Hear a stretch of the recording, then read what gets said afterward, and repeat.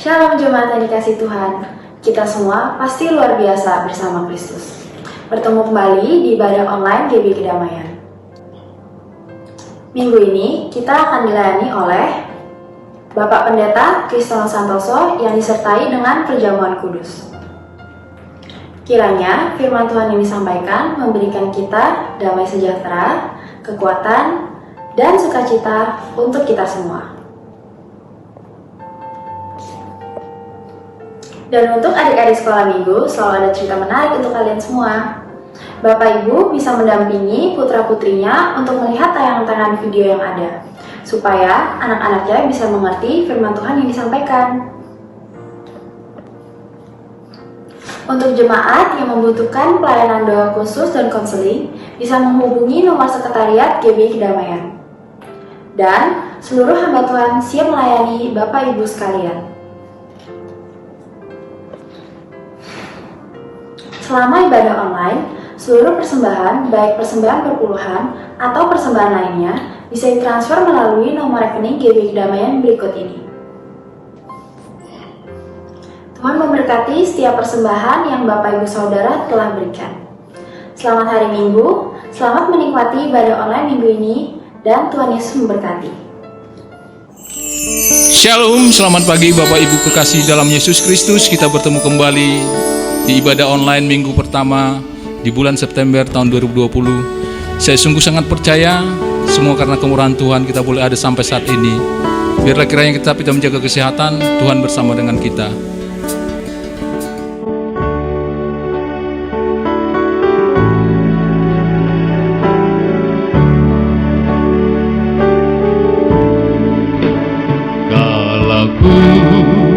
Cari damai hanya ku dapat dalam Yesus.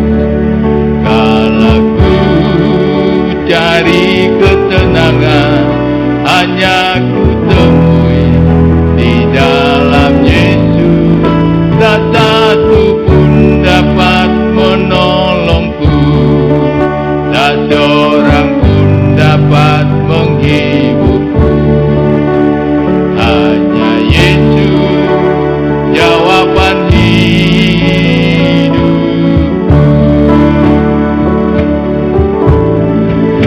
bersama Dia hatiku tenang, walau dalam lembah kekelaman. Bersama Dia hatiku damai, walau hidup penuh tantangan. Tak satu pun dapat menolongku, tak seorang pun dapat menghiburku. Hanya Yesus jawaban hidup.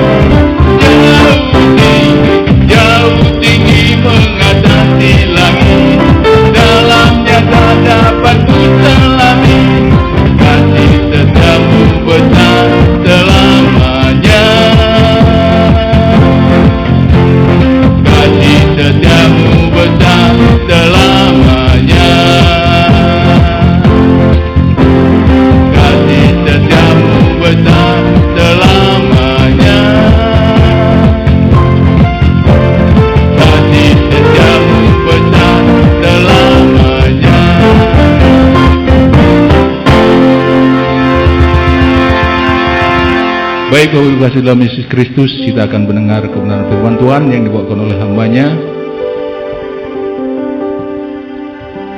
Kiranya Tuhan akan selalu memberkati kita dengan berlimpah-limpah dan memperluas daerah kita. Itulah doa Yabes yang menjadi doa kita bersama-sama hari ini. Puji nama Tuhan. Kiranya Kau memberkati aku berlimpah-limpah dan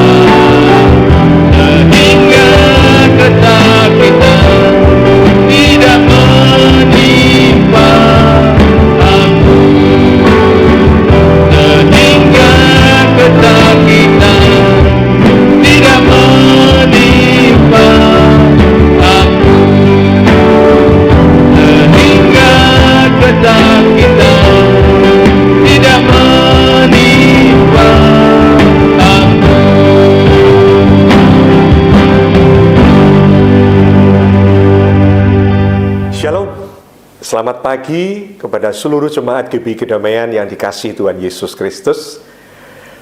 Kita masih beribadah secara online pada awal bulan September ini. Dan mari kita akan mulai ibadah untuk mendengarkan firman Tuhan. Dan kita nanti akan masuk di dalam perjamuan kudus. Kiranya Tuhan meneguhkan pemberitaan firman ini menjadi berkat bagi kita semua. Mari kita berdoa. Bapa di dalam kerajaan surga, hamba-Mu dan seluruh jemaat GBI Kedamaian berkenan mengucap syukur kepadamu karena atas pemeliharaan Tuhan bagi kami semua di tengah-tengah pandemi yang masih terus berjalan. Bapa di surga, kami tahu kami masih harus beribadah secara online, tetapi kami minta supaya Tuhan terus meneguhkan ibadah kami. Engkau ada di setiap jemaat-Mu yang ada di rumah masing-masing. Engkau ada di dalam pemberitaan firman ini, dan Engkau yang akan meneguhkan firman ini. Oleh karena Allah Roh Kudus bekerja di dalam setiap hati kami. Urapi hamba-Mu agar tidak ada perkataan yang sia-sia. Hamba serahkan waktu dan kesempatan ini di dalam nama Tuhan Yesus Kristus. Haleluya. Amin. Pagi ini saya tetap membawa khotbah tentang Yakub, yaitu dengan judul kegagalan orang pilihan Allah. Ya, selama ini kita selalu berpikir kalau orang dipilih Tuhan, orang itu pasti berhasil di dalam hidupnya. Allah tidak mungkin gagal, tetapi orang pilihan Allah bisa jatuh dalam berbagai kegagalan.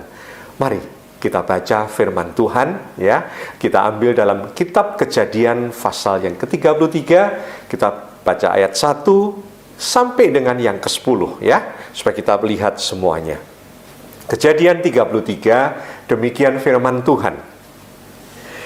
Yakub pun melayangkan pandangannya lalu dilihatnyalah Esau datang dengan diiringi oleh 400 orang. Maka diserahkannyalah sebagian dari anak-anak itu kepada Lea dan sebagian kepada Rahel serta kepada kedua budak perempuan itu.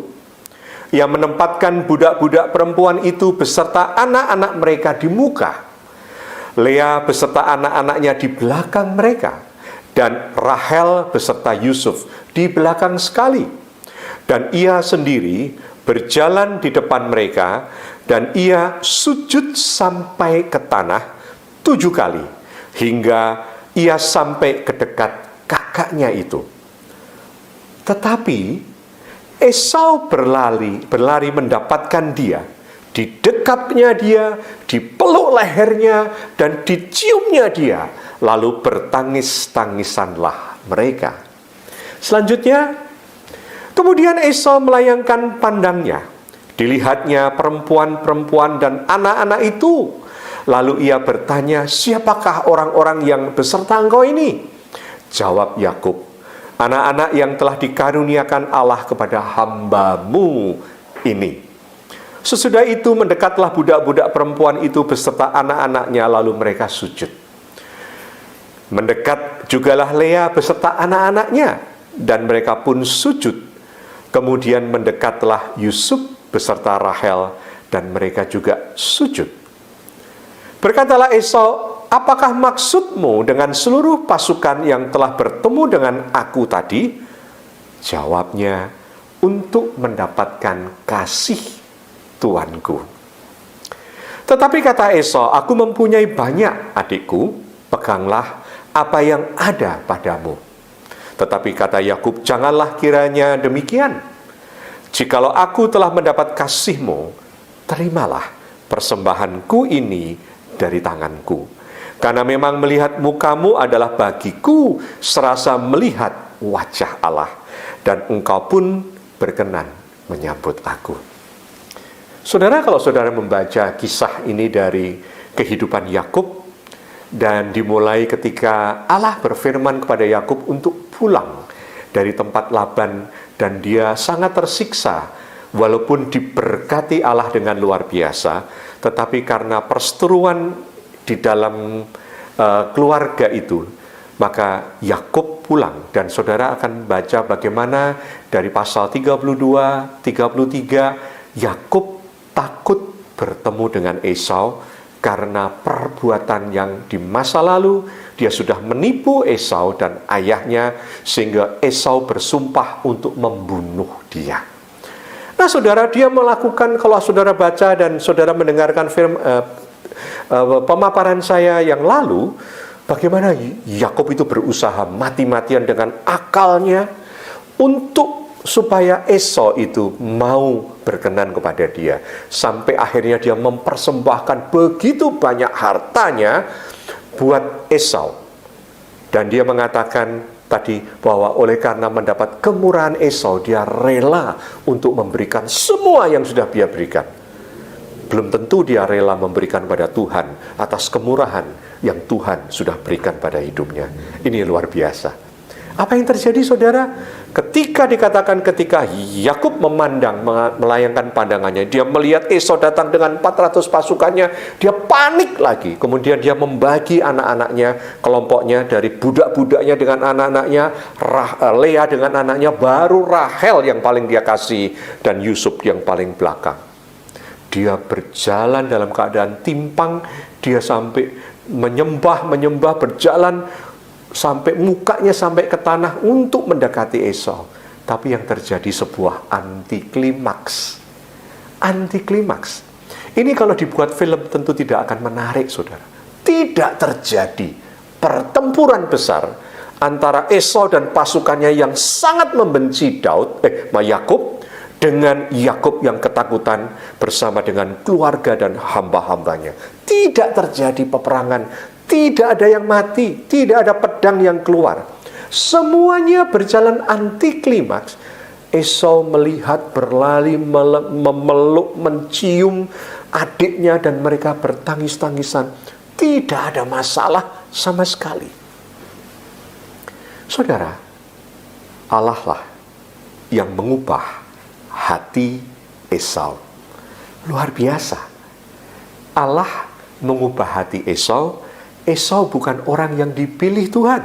Yang dipilih Tuhan untuk melanjutkan berkat Abraham adalah Yakub. Tetapi yang membuat masalah ini besar bukan Tuhan. Yang membuat masalah ini besar bukan Esau. Yang membuat masalah ini besar adalah Yakub sendiri dengan ketakutannya, dengan ketidakpercayaannya dia kepada Tuhan yang sudah berjanji menyertai dia. Jadi kalau saudara lihat coba, Allah dengan mudah mengubah hati Esau.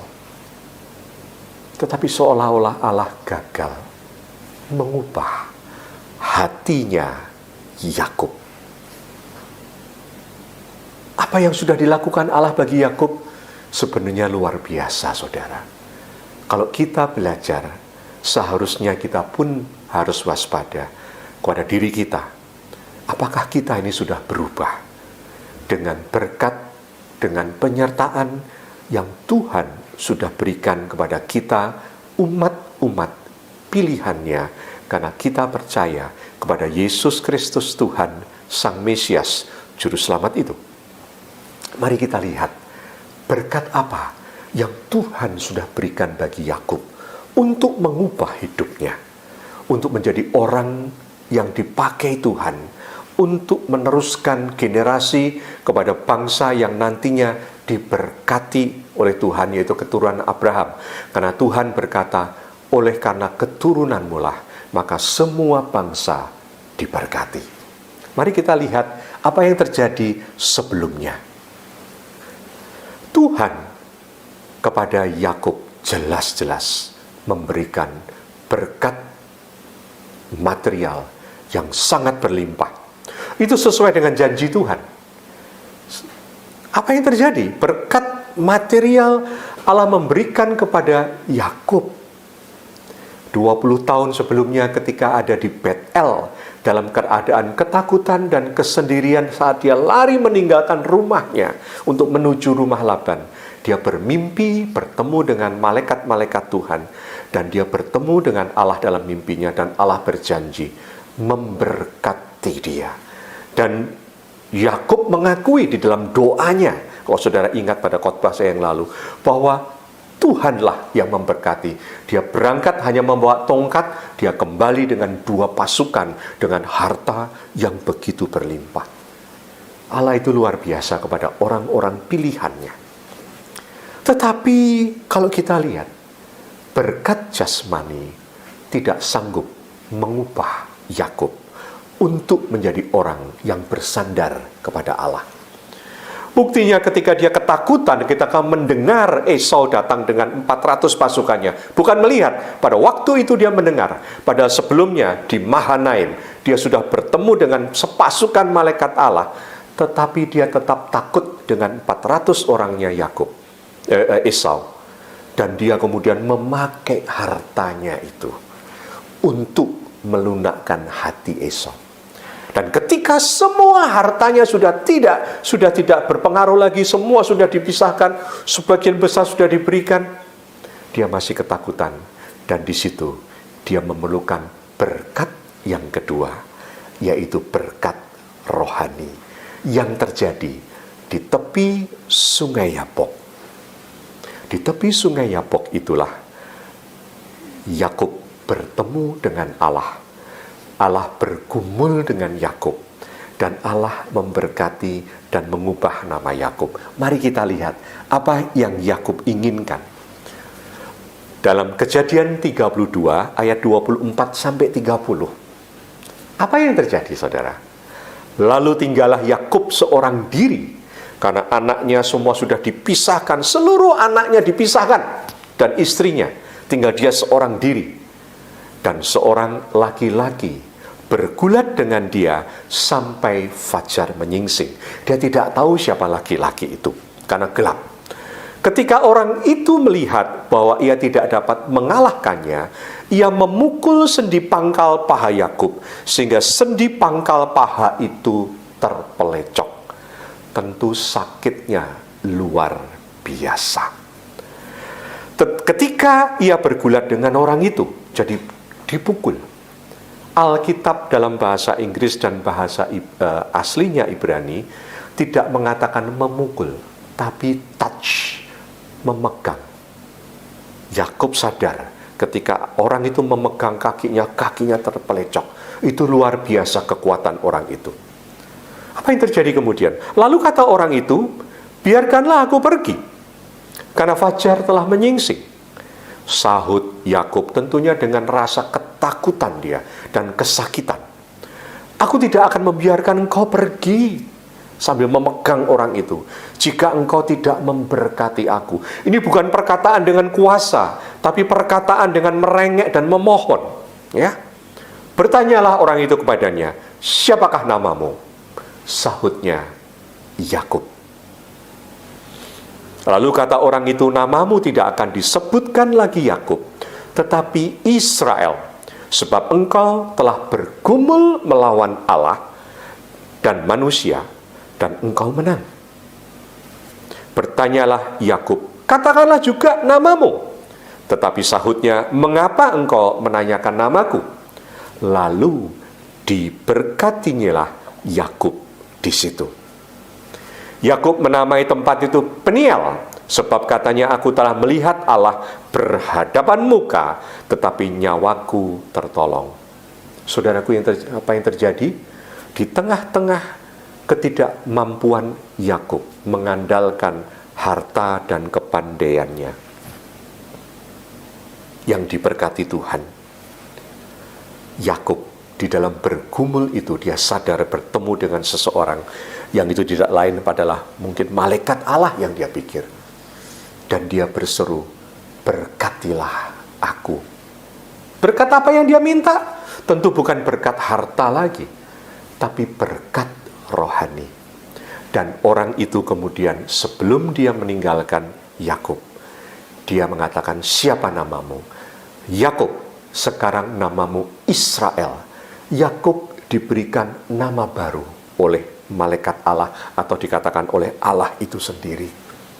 Mengapa diberikan nama yang baru? Untuk menjadi sebuah kejadian yang baru.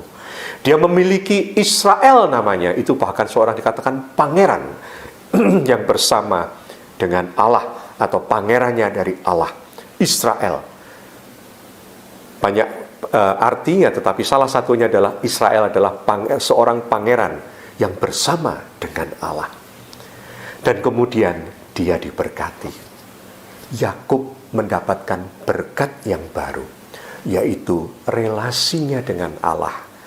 Itu kemudian dipulihkan. Dia mengatakan, aku ketemu dengan Allah berhadapan muka, dan nyawaku tertolong. Dia bukan hanya mendapatkan berkat jasmani, tetapi dia mendapatkan berkat rohani. Berkat jasmani, berkat material, berkat rohani, yaitu relasi dengan Allah yang begitu dekat, tidak membuat Yakub menang.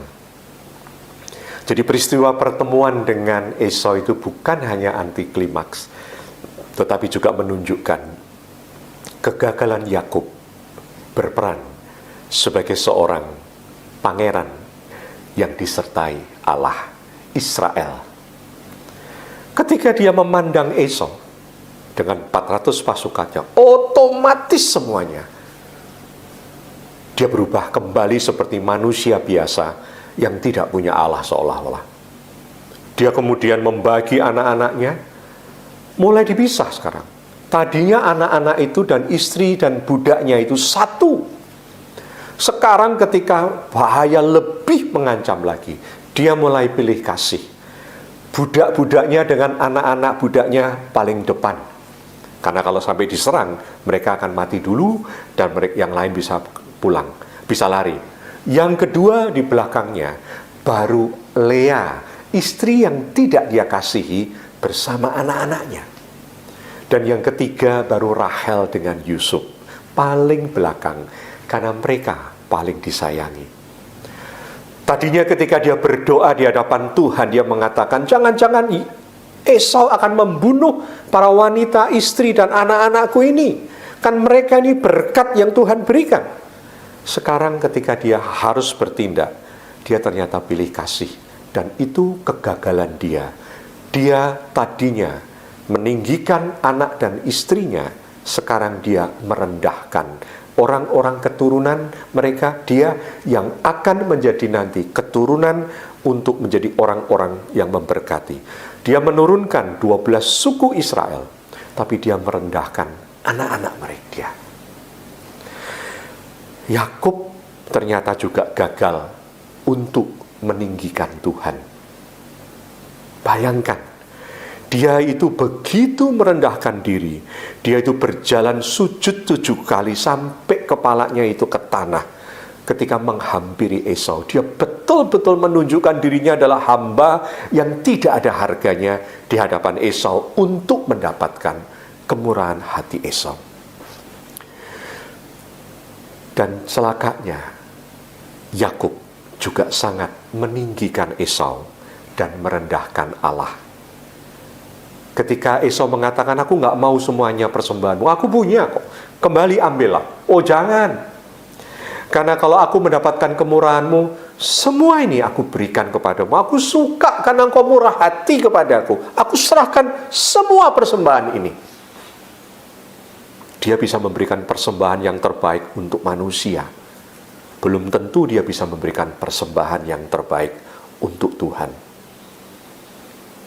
Dan dia berkata kepada Esau, ketika aku melihat engkau, seperti aku melihat Allah. Dia lebih meninggikan Esau dan dia merendahkan Allah. Orang yang demikian inilah yang gagal. Allah menolong dia karena Yakub dan keluarganya bagian dari rencana Allah. Tetapi Yakub gagal berperan sebagai orang pilihan Allah. Kalau Anda melihat lebih dalam lagi, saudara, kita sedang berbicara dengan karakter seseorang. Coba Anda bandingkan, kalau Anda cerita kepada anak-anak Anda yang belum tahu mengenal Alkitab, Anda akan tanya cerita Esau dan Yakub ini. Anda akan tanya, siapa yang lebih baik, Esau atau Yakub? Saya percaya anak-anak mengatakan Esau lebih baik, Yakub tidak baik. Saudara, inilah yang terjadi dalam setiap kehidupan kita. Anak-anak Tuhan ingin berkat jasmani atau materi dari Tuhan. Bagi Tuhan mudah sekali memberi berkat jasmani dan jasmani dan materi. Asalkan Anda rajin, asalkan Anda bersungguh-sungguh, Anda berserah kepada Tuhan, Anda taat, Anda bisa banyak anak Tuhan yang diberkati Tuhan secara materi. Tuhan juga dengan leluasa memberikan berkat rohani. Banyak anak Tuhan yang ingin didoakan, banyak anak Tuhan yang ingin ditumpangi penumpangan tangan. Untuk apa? Untuk mendapatkan berkat rohani. Supaya dia merasakan berkat Tuhan, damai sejahtera dari Tuhan, memiliki kuasa Tuhan untuk menghadapi dunia ini, sehingga mereka merasakan berkat yang begitu besar, berkat materi dan berkat rohani. Tapi pertanyaannya, belum tentu anak-anak Tuhan memiliki karakter rohani. Coba saudara pikirkan, saya dan saudara ini berkat Tuhan itu melimpah. Meskipun di dalam pandemi ini, kalau Anda sebagai anak-anak Tuhan, Anda akan merasa berkat Tuhan melimpah.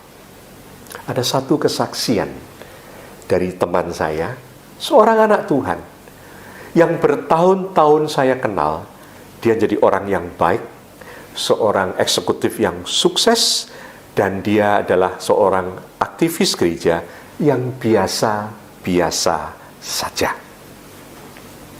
Kemarin dia menghubungi saya, kami sharing hampir 1 jam, dan dia mengatakan, Pak Kris, pandemi ini sebuah berkat yang besar sekali buat saya di hidup saya. Dia mengatakan perusahaannya tentu dalam masalah juga, tetapi masih survive. Keuangan dia menipis, aset dia habis-habisan. Dia menginvestasikan sebagian besar hartanya di dalam saham dan properti atau tanah. Dua-duanya turun ancur-ancuran.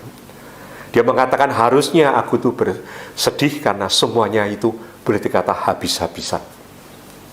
Tapi ternyata ketika aku punya kesempatan work from home, aku punya banyak waktu dan aku berdoa dan membaca Alkitab, aku merasa Tuhan memulihkan hidupku.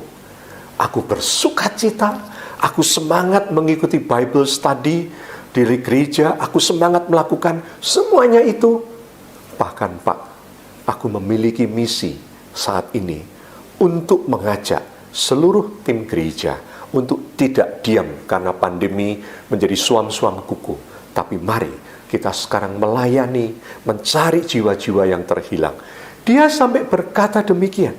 Jadi dia adalah orang yang kemudian menjadi orang yang bukan hanya diberkati, ketika berkatnya turun, berkat rohaninya luar biasa, dan dia menjadi orang yang begitu berubah, sehingga memiliki karakter rohani, dan teman-temannya heran, mengapa demikian dia antusias di dalam melayani saat-saat ini.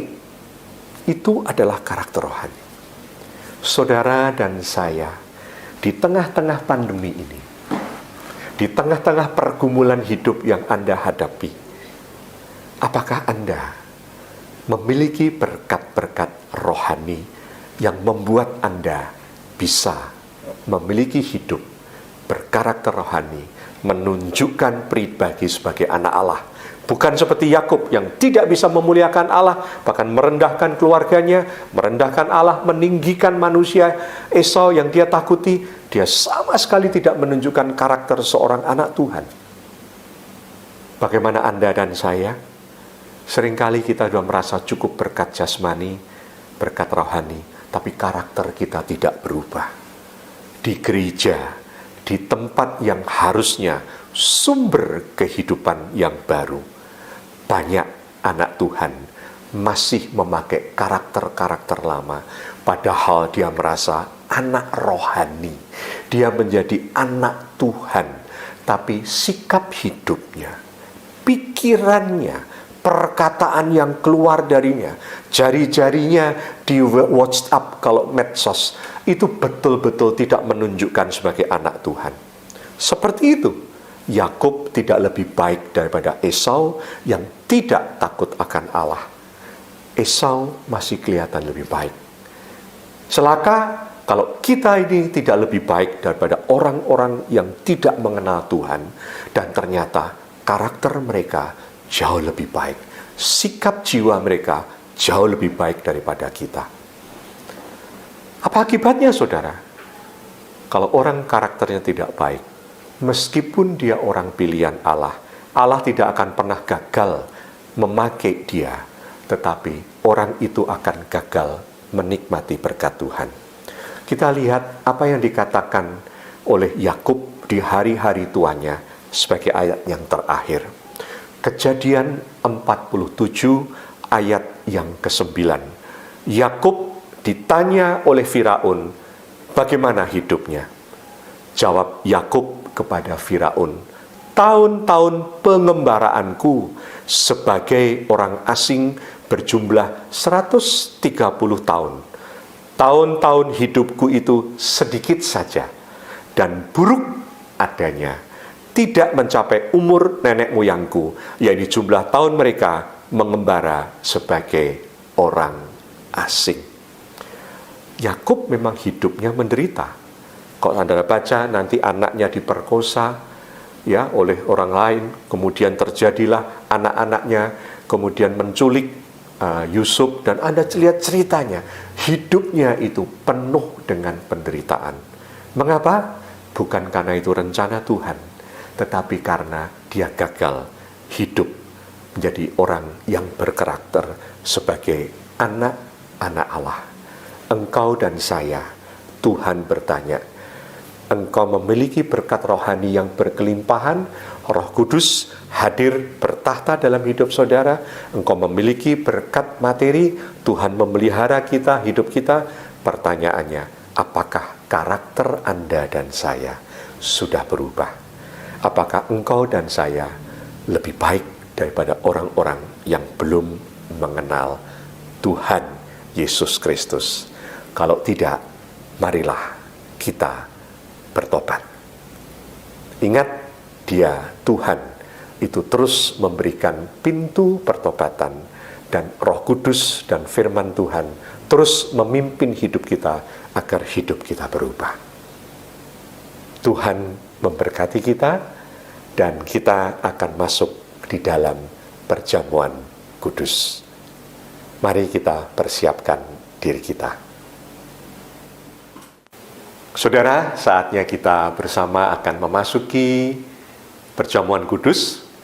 Saya mohon setiap kepala keluarga bisa mulai mempersiapkan roti dan anggur, ataupun apapun juga sebagai pengganti dari roti dan anggur yang ada di rumah saudara.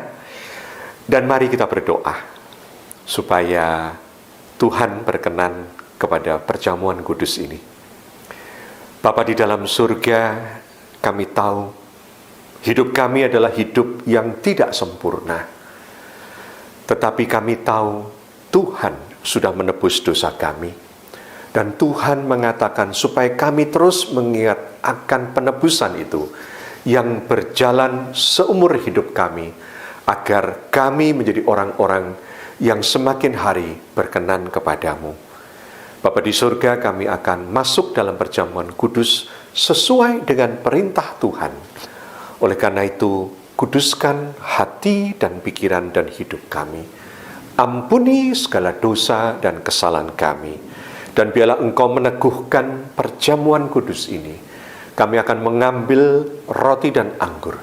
Tetapi bukan sekedar roti dan anggur, tapi kami percaya Tuhan, kami ada di dalam satu perjamuan bersama Tuhan Yesus Kristus yang sudah merelakan tubuh dan darahnya untuk kami semuanya.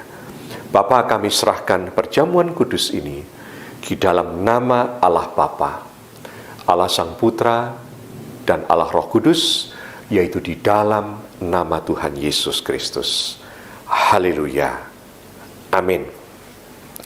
Mari saudara membagikan roti, dan kita angkat roti ini tinggi-tinggi di atas kepala kita, dan kita akan memakan, dan akan saya membacakan firman Tuhan.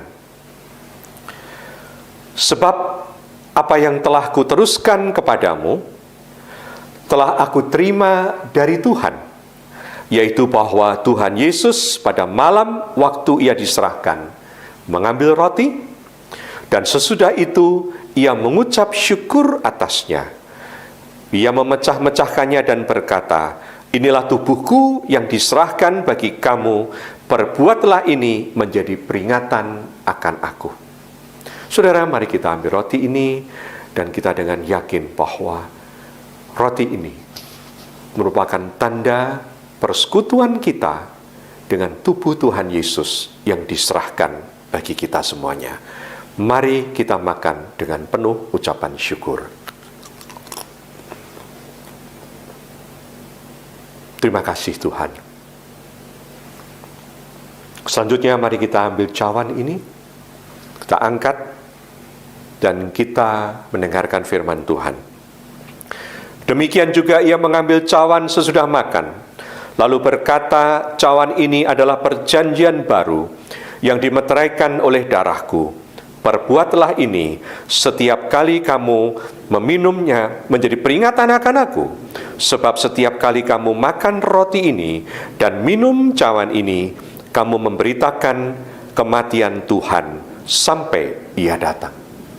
Bukankah cawan ini merupakan tanda persekutuan kita dengan darah Tuhan Yesus yang tercurah untuk menebus dosa kita. Mari kita minum dengan ucapan syukur.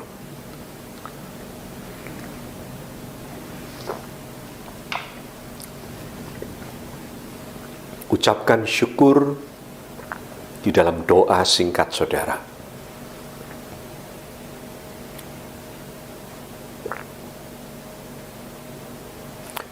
Bapa di surga, kami mengucap syukur bahwa kami masih boleh melakukan persekutuan dengan perjamuan kudus ini, yang selalu mengingatkan kami betapa besar karya yang Tuhan sudah lakukan untuk menebus kami, untuk memperbarui kami, dan untuk memakai kami memberitakan kematian, yaitu kasih Tuhan kepada dunia dan seisinya sampai Tuhan datang kembali.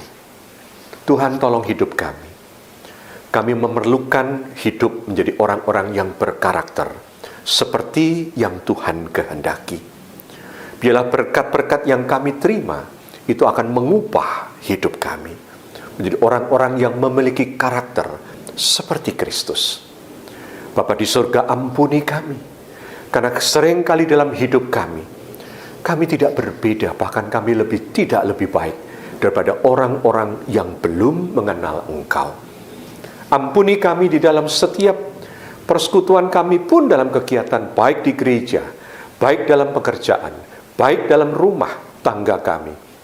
Kami tidak menampilkan karakter anak-anak Allah yang memuliakan Allah, yang meninggikan Allah, yang mengasihi sesama. Ampuni kami Tuhan. Bapa, Engkau memberkati setiap anak-anak-Mu di setiap rumah mereka, agar berkat rohani hari ini, firman Tuhan, dan peneguhan persekutuan dengan tubuh dan darah Kristus mengubah hidup setiap anak-anak-Mu. Engkau juga memberkati mereka dengan berkat-berkat jasmania yang mereka butuhkan. Dan Kau juga melindungi mereka, menjauhkan mereka semua dari segala mara bahaya, khususnya sakit penyakit bahaya COVID ini Tuhan. Engkau tutup bungkus setiap rumah tangga mereka. Engkau memberkati setiap apa yang mereka lakukan, sehingga mereka boleh diberkati dengan usaha dan pekerjaan mereka.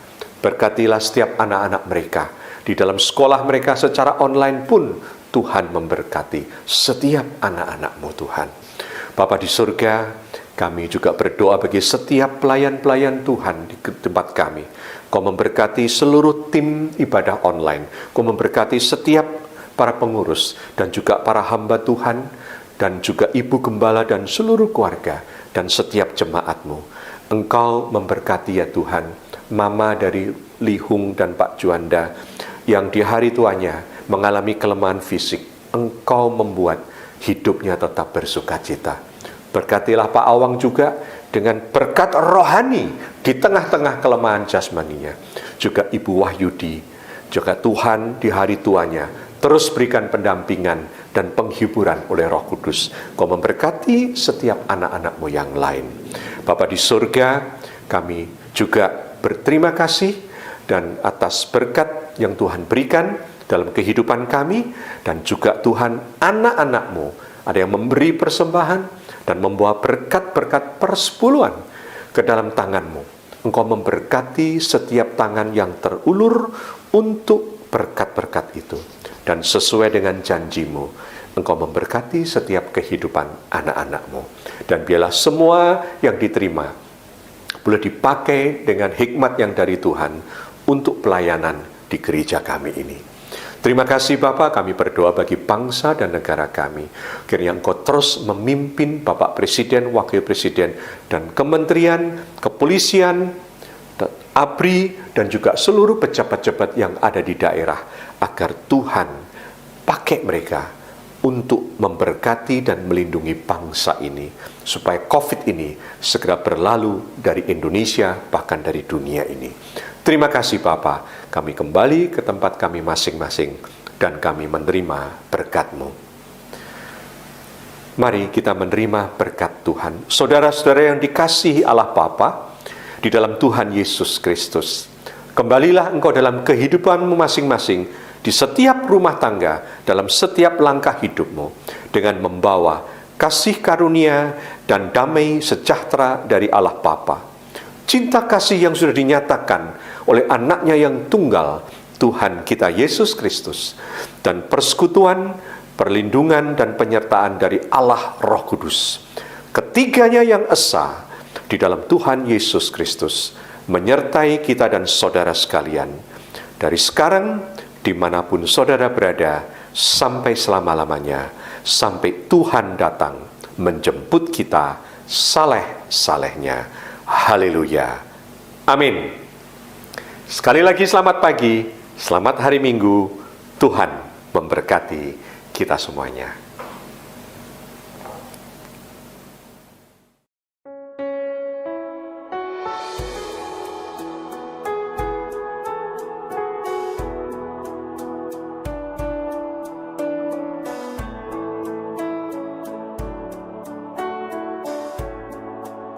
Indah rencanamu, Tuhan, di dalam hidupku.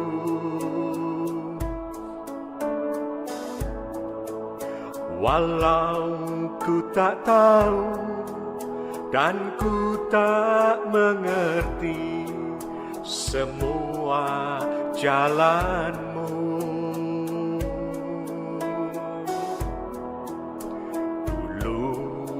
tak tahu Tuhan, berat ku rasakan,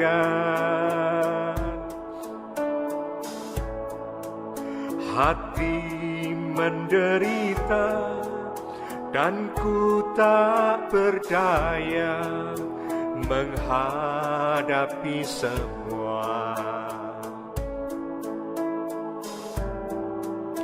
Tapi ku mengerti sekarang,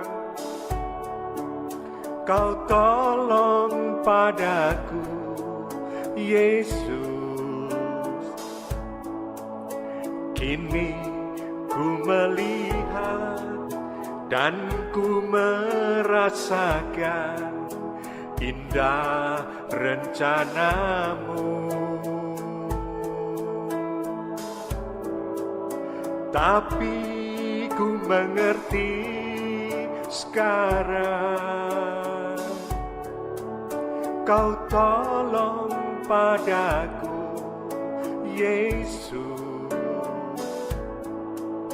Kini ku melihat dan ku merasakan indah rencanamu.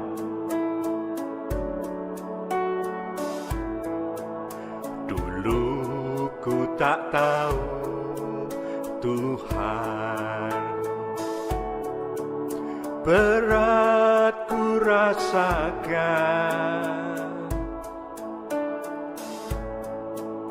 hati menderita dan ku tak berdaya menghadapi semua. Tapi ku mengerti sekarang, Kau tolong padaku, Yesus. Kini ku melihat dan ku merasakan indah rencanamu.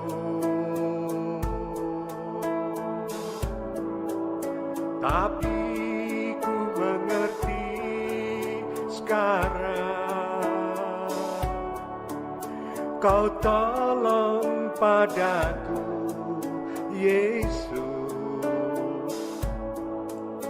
Kini ku melihat dan ku merasakan indah rencanamu.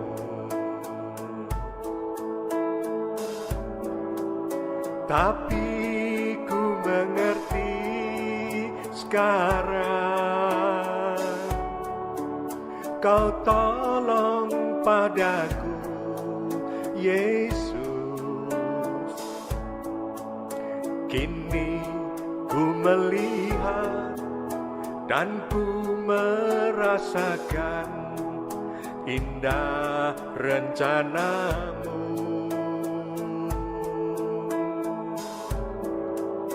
Tapi ku mengerti sekarang, Kau tolong padaku, Yesus.